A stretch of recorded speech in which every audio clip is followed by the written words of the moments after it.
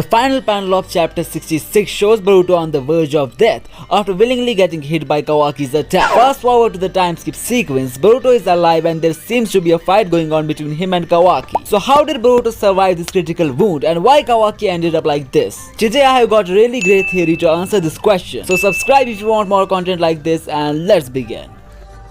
This theory talks about how Boruto might be faking his own death. That's right, Boruto's Otsutsuki DNA would let him survive, but it will seem to everyone around him that he succumbed to his wounds. So the theory you're about to hear is very likely to turn into reality in the future. In the upcoming chapters, Kawaki might be willing to fully vaporize Boruto, so he will use his powers to do so. But Naruto won't be able to see something like that in front of him, so he will ask Kawaki to stop. But Kawaki, without having a second thought, would use his final blow on Boruto, but Naruto will come in his way to save his son, which would end up in his own death. Boruto, after witnessing the death of his father, would get enraged, and Kawaki also won't be able to believe what he just did. This will lead to the dark character development of Kawaki, where he will blame everything on Naruto's shinobi upbringing, which made him die for his son Boruto. This is how the entire Konoha destruction part of the time skip will begin, and Kawaki, after losing the person he admired the most, will be running down a really villainous path. Kawaki will develop hatred for the shinobis, and for some reason, Jougan's ideology stating shinobis are nothing more than tools will pop up in his mind, and he will begin his quest of complete modernization of the current world. That will include eliminating all the norms and principles of the shinobi system. And as we all know, the mastermind behind all this is the Black Zetsu of Boruto, aka the scientist Amado. Amado's master plan from the beginning would be to use Kawaki in order to fulfill his goal of modernization. Maybe that's why he was worried about Kawaki's welfare when Naruto and everyone returned after defeating Isshiki. So all the strings are being pulled by Amado here, but we know for a fact that Boruto is going to be there in the time skip. Considering Boruto is wearing and using Sasuke's stuff,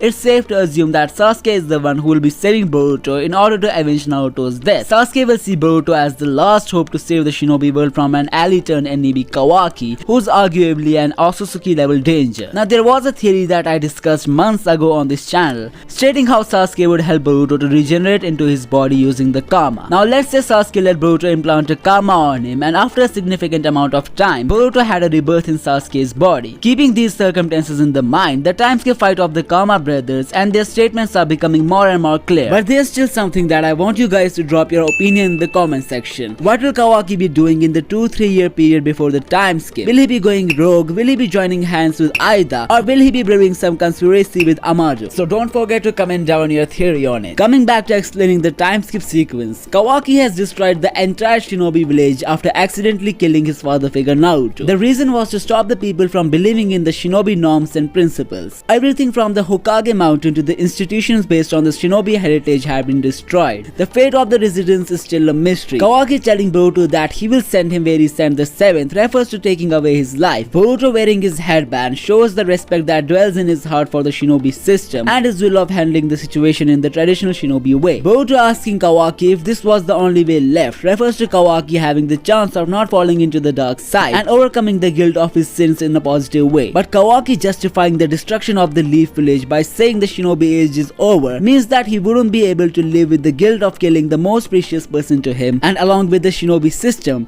he blames Boruto for this loss as well. That's why he's fighting him and is really ambitious to send him to the afterlife. If you guys wanna know what happens after the time skip fight, so check out this video right now.